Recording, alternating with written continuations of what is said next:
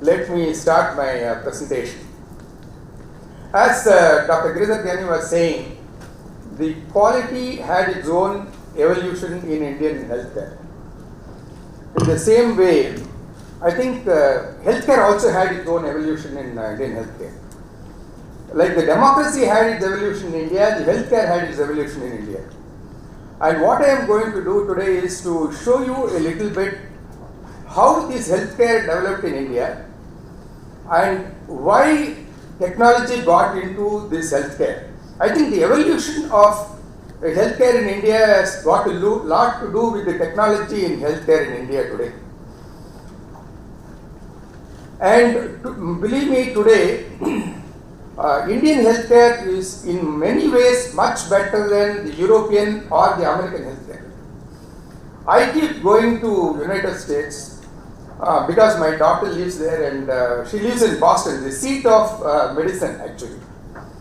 And when she wants an appointment with a pediatrician or a gynecologist, it takes about 1 month unless it is an emergency.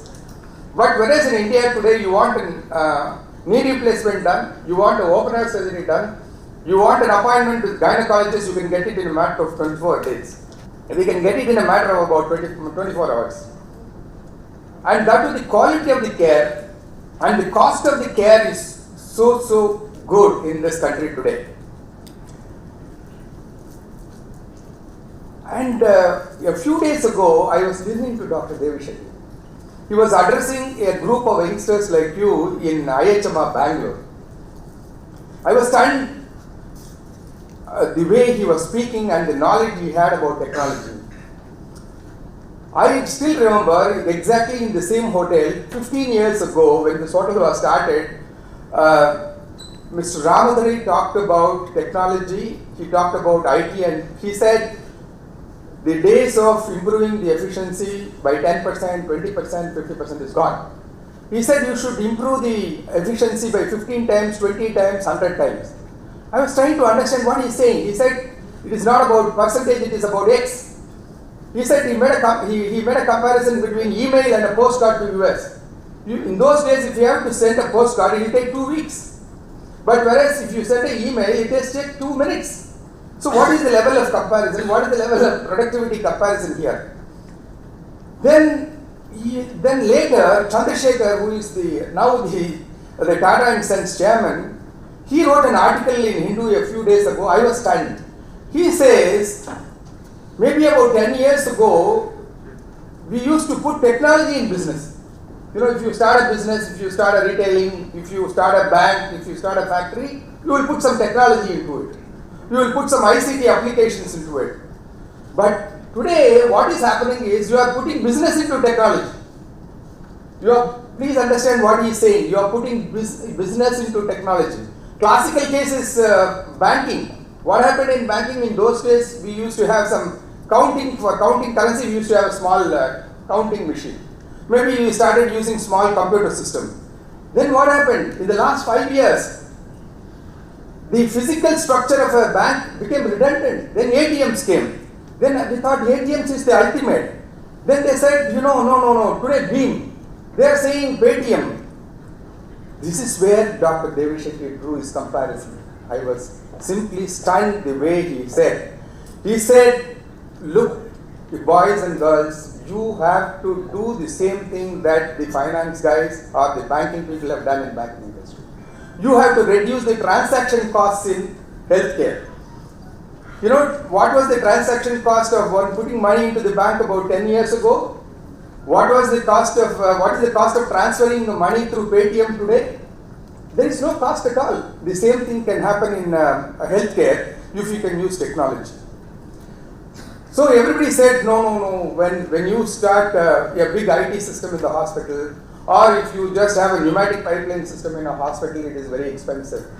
But people must understand that over a period of time, like in quality, like technology, in the long run, when you increase the base, when you increase the number of people who use that system, the cost per transaction, the cost per patient, the cost per employee comes down. I think that is what we need to understand, and that is what is happening. Today, if TCS and Wipro can be most profitable organizations, it is not because they are just having huge technology behind them, because they are improving the productivity and quality of people in various parts of the world, and they are doing the best of it. Okay, very quickly, what I'm going to do is I'm going to run through some slides, which will give you some background on technology, and then I'm going to take you through some case studies of healthcare technology. And I've always been very impressed about this quote, what former Prime Minister of India said: if we had fought the British with cannons instead of swords, our destinies would have been different. And I think when he started these reforms along with Dr. Manmohan Singh, I think everything started in that. Otherwise, life would have been completely different, because he had this insight that technology is important. Like former President Abdul Kalam said that technology is a great tool for social transformation. He also believed in it, and that's how it happened. Okay, so very quickly, what happened? I think we should already Dr. Giridhar Gyani has given us some overview of this. It's already in the PowerPoint presentation. In 1983, the for-profit hospital started with Apollo Hospital. Then in 1990, public equity and banks started giving loans. 1990, Indian Bank, Punjab National Bank started giving loans. But in 1983, only financial institutions gave loan. IDBI, ICICI gave loan. Then in 2003, some industrial groups came into healthcare, like TVS, like Escorts, Brilla, they came into healthcare. Then that's why the Escorts Hospital and all that deal went through. Then in 2010, public equity, bank funding, private equity, venture capitalists all came in. So ideas and maybe many of these venture capitalists came from outside and started investing. And in 2016, I think it was a deflection point. I think 2015 is definitely a deflection point, because we started seeing money in the order of 1,500 crores. Can you believe Parkway invests Abhijay Investments invests about 1,500 crores in simply purchasing care, in simply purchasing the global group of hospitals. And he was asking me, Ananthapadmanabhan, what does it do for you as far as the technology is concerned? That's all the difference it made.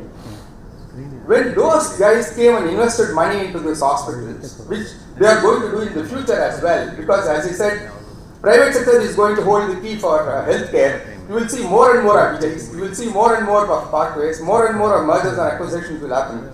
But when they acquire, they say that the prerequisite is that you should have a good, robust IT system. And that too, you must have an SAP into it. You must have a Microsoft Dynamics into it. You must have the best of the technology into the system, then only we will invest money into it. So that, I think, is definitely changing the way we are doing business. Very quickly, this is how it happened. As he said, before the board committee, this is how the hospitals look. This is the Coimbatore Medical College Hospital. Then this is the All India Institute of Medical College Hospital there. And somewhere near the time of independence, you had this CMC Vellore, and slowly, I think the handle started moving from the government to the private sector. This is also, in my opinion, a private sector. Maybe it is not a corporate sector, but it is a non-governmental sector. So these people did a great job. So then, as I said, 1983, the first Apollo Hospital comes in. And these are all some of the hospitals where I have acquaintance and I have worked. So I am trying to talk out of my experience here. You will see this Kovi Medical Center where I worked for about almost 22 years, and how it started. It started as a 250-bed hospital, and how it has adopted technology, I am going to tell you. This is MGM Hospital, which I am working today. And what is very surprising is, gentlemen, medical college hospitals were not in the scene at all. But today, with this need coming in, with the exit coming in, with all these reforms coming in the healthcare sector, now the medical college hospitals, which are 1,000-bedded hospitals, 1,500-bedded hospitals, are becoming NABH accredited. They are adopting technology, and that's going to be a huge business for all of us. Okay. Then you have Meenakshi Mission Hospital, Madurai. They do a lot of good work. And then this is the second phase of Apollo Hospital Group. We must understand, they also went into these Tier 2 and Tier 3 cities. Many of these groups went like this. And one interesting thing that happened is, some of the players in the 2-tier and 3-tier cities started coming into the metropolitan cities. It is usually the other way about. But these are the Kovi Medical Center, Kaveri Medical Center. They are all players outside here, Chennai, but coming into Chennai now. So this is again, you see the way the hospitals have changed. The Rainbow Hospital, specialty hospitals coming in. Previously, we were only talking about multi-specialty hospitals. Now we are talking about cardiac hospitals. We are talking about orthopedic hospital like Ortho One. We are talking about Rainbow Children's Hospital, only for children and women care. So such hospitals are coming in. Continental Hospital, of course, now it has been taken over. And you may ask me, why are you talking about Continental Hospital? Continental Hospital was a huge, huge hospital, 1,000 crore hospital, can you believe? And of course, now it has been taken over by the Parkway Group. Okay, just to come back very quickly into our topic, in 1990, people and processes were together and the technology was out. I'm talking about maybe about 15 years ago or 20 years ago. But over a period of time, as the technology started progressing, and you will find that people and processes came out and the technology moved in. And that is where our interests are now. So when you look at healthcare, we should look at four things. I am now taking medical education also into it, because medical education also has hospitals into it, large hospitals. So when you are looking at ICT, information communication technology in hospitals, you are talking about patients, and you should also take students, because students also handle patients nowadays. Hospitals and paramedical, medical college staff, hospital staff use, college staff use the IT facilities. Then hospital and medical college facilities, you have hostel facilities that are very huge. You have diagnostic facilities in the hospital, you have inpatient facilities, outpatient facilities, and the society requirement, the e-governance and all that from the government. We need to send reports. So you must cover technology in all the four areas, and that's how I'm trying to tell you this. And what are all the emerging technologies? And in the last 10 years, these are all the technologies that are simply pervaded, simply invaded. There is an onslaught of all these technologies into Indian healthcare system, and you cannot be without them. And I'm going to show you the working examples of all these technologies in all these hospitals. You are talking about cloud computing, you are talking about laboratory technology, telemedicine, RFID, pneumatic tube line system, mobile technology, voice recognition technology, building management technology, robotics, IoT in healthcare, 3D technology, microchip modeling technology for clinical trials. Microchip is, these chip, they are all very small thumb-sized devices where you can conduct trials using it as a human being. These are all models that have been developed. Digestible sensors for data analytics, drone technology for transporting maybe organs in course of time, genomics, DNA testing, chatbots. How many of you know what is chatbots? How many of you know what is chatbots? The chatbots are a computerized robot where you can put those robots onto your healthcare database, and it can follow with the patients on the appointments. It can follow up on tests. It can follow up on asking for a coffee. It can ask coffee to your kitchen, and then it can follow up and get it to you. And lot of those chatbots are coming in, and lot of work is being done in Stanford. Lot of work is being done in Harvard. And maybe in another 5 years' time, you will see India also catching up, and India needs it more than anybody else. Okay, and then location tracking system. Anybody can give us an example of location tracking system in healthcare? Ambulance tracking. Ambulance tracking is a classical example. And in fact, we used location tracking system for tracking our marketing staff as they go to other hospitals, whether they are really going there or not. So I can track this. Then I can track my porters who are transporting patients inside the hospital. I'm going to show you all those examples now. Okay, so what are the software applications? We must make a distinction between technologies and software applications. Technologies are technologies which are applied, but software applications evolve out of those technologies and our needs. Okay, some of the examples are hospital information system, radiology information system, laboratory information system, PACS, Dragon naturally speaking, voice recognition technology, digital payment systems, building man. These are all the applications, some of the examples of these. Because I'm going to cover a wide canvas, I'm going to quickly run through some of the modules. It is not an IT session, but you must understand today the hospital information system takes a very dominant role in healthcare technology. So these are all the software modules that are available today. And but one great shift that has happened in the last 10 years is, previously our own HIS people were developing purchase, stores, finance, payments and things like that. But today SAP has come in, the ERP modules have come in and they have replaced. So we are looking at patient care modules, we are looking at EMR, But ERP solutions like Microsoft Dynamics and SAP, and that is becoming very popular. That is becoming popular because of these venture capitalists coming and insisting on that. So you will find in course of time our HIS modules with some purchase and stores module will become redundant. Okay, I have just done some research on how many hospitals have adopted HIS, and I am going to leave that with you. You will see, for example, Hospital Information System, KMCH, KH, Meenakshi Mission Hospital, Mayat Hospital, Kaveri Hospital, Sundaram Medical Foundation, Continental Hospital, Apollo Hospital. These hospitals, how they have adopted various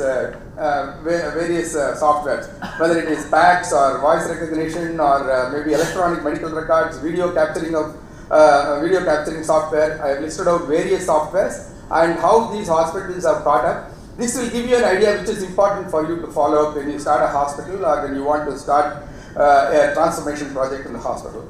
What is cloud computing? How many of you know what is cloud computing? Cloud computing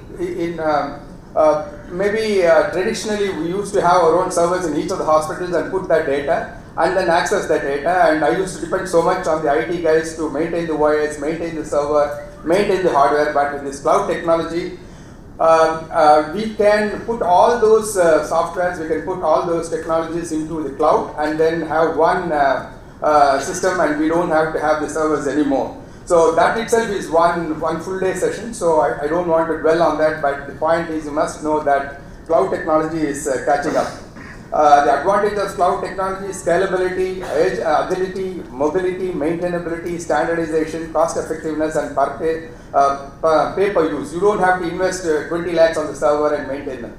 You just have, like you pay for the mobile subscription, you pay every month and get it done, and it is becoming very popular. This is how we did it in a case study in Rainbow Hospital. You will find all these hospitals are connected onto the cloud, and these are all the applications, EMR, HIS, Adrenaline, and all those applications are, hosted on the cloud, and these are all the hospitals. There are, as I told you, when we are talking about HIS and EMR, there are pricing models, client server model, and the cloud hosted model. Initial cost, setup cost will be there, per month cost will be there in cloud hosted. But when you are talking about buying it in a conventional method, you have per bed license fee you have to pay, customization fee you have to pay, implementation fee you have to pay, then you have to pay the annual maintenance charge. So anybody who needs it can talk to me later. Very quickly, the examples of these applications, web-based, now today we can, for 8 hospitals, you can fix up appointment onto the web. Practo and many softwares are there. And this is how you fix up the appointment, and all these appointments are appear on the screen for the end user. And this is the screen of HIS software for your information, and this is the screen for an EMR in the hospital. These are all the different screens, and picture archival is a very important facility in technology. All these images can be stored and retrieved in any place, and it is a part of the EMR. And all these images are now available like this. Previously we had to have X-ray films, we had to have CT films, all that has gone completely. That has transformed the entire the radiology imaging sciences. And of course, very quickly I need to mention that when you are talking about electronic medical records, Government of India has released EMR standards. Now we must adopt them. It's only a voluntary standard. Then security and privacy challenges remain still, especially when you go onto the cloud. Then the cost of EMR continues to be high. Maybe it will come down over a period of time. Change management is a problem. If I want to implement EMR, I am finding it difficult with the doctors. Then the drivers of EMR, insurance companies, and the government regulations in course of time will drive electronic medical records in this country. Maybe 5 years down the line, people who are not using electronic medical records will find it extremely difficult, because the government is going to say that if in a Kobe Medical Center you generate some medical records, you have to share it with Apollo Hospital. If Apollo Hospital and Kobe Medical is going to do, you have to share it with KIMS Hospital. So interoperability standards have come in, and we need to start developing electronic medical records, and all of us must implement electronic medical records maybe sooner than later. So this is the dashboard you have. With this HIS system, now we can get inpatient admission for a week, master checkup patients for a week, angiograms per week. You can get this dashboard. It depends on the kind of executive you're working with. If it is going to be a CEO, he has a particular dashboard. If it's going to be a nursing director, it's a particular dashboard. If it's a medical director, it's a different dashboard. We can develop this dashboard. And very simple examples, double-side monitors. Whenever we have insurance claims, instead of Ananthapadmanabhan, Ananthapadmanabhan, they have made it as Ananthapadmanabhan, so it gets rejected. For that, now, when they are doing like registrations like this, you have problem. We don't know what that guy is entering, but today you find double-side monitors are available where you can see as they are typing, you can see what is being typed so that mistakes don't happen.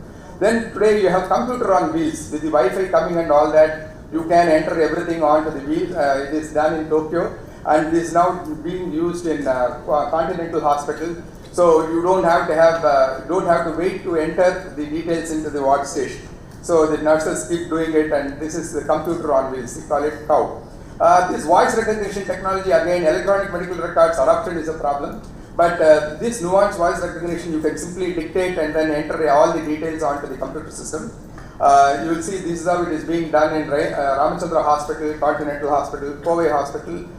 They use it, and the accuracy is 99.99%, and the training time is only about hardly 10 minutes for a physician. 10 minutes for a physician, and in fact, anybody who wants to understand it can come to me, I can do that for you.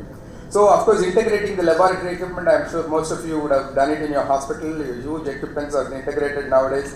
Previously, they were doing it manually, like this, and today, with this barcode technology, it is possible to 3,000 samples and 4,000 samples can be done very easily.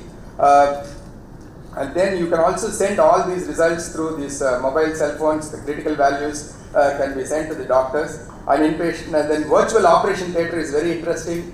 I don't know how many of you know that in Germany and all that, virtual operation theatres are coming to being, where you don't have to have nurse to set all that. Whether it's the height of a table or a brightness in the light, or maybe the temperature of the operation theatre room, or settings in the laparoscopic equipment, everything can be done by the doctor. So you will see there is a monitor here, everything is keyed in. So practically it is something like a drama setting. In drama setting you can set everything and then it will just appear. Then IoT, Internet of Things, example of Internet of Things. You see this is a very classical example where there is a small temperature device. You can just put it in the ankle of the patient, and it is already done, and they are using it in Apollo Hospital, and it is continuously monitoring the temperature of the baby, and it is going into electronic medical records, and it is available. 98.6 fever watch is the application. And then this is a very interesting application. I don't know how many of you have seen this. I'm sure Dr. Girdhargani will be very much interested in this. We want to know how many nurses are washing their hands for hand hygiene. So there is a RFID tag is given to the nurse as a part of her ID, and it is monitored through the video camera on top. And as she goes into the scrubbing area, she is watched. Then when she is going near the patient, whether she is washing the hands or not, whether she is scrubbing properly can be watched, and it is tracked onto a laptop. So if there are about say 10 nurses in an ICU, I can track it through the system. Okay, so very quickly, this is a pneumatic pipeline system. This I am sure many of you would have used. How many of you have used pneumatic pipeline system in the hospital? Can you raise your hands? Good. Okay, so you will find that medicines, laboratory samples can be transported using ward boys and ward girls. We eliminated almost about 20 or 30 ward boys and ward girls by using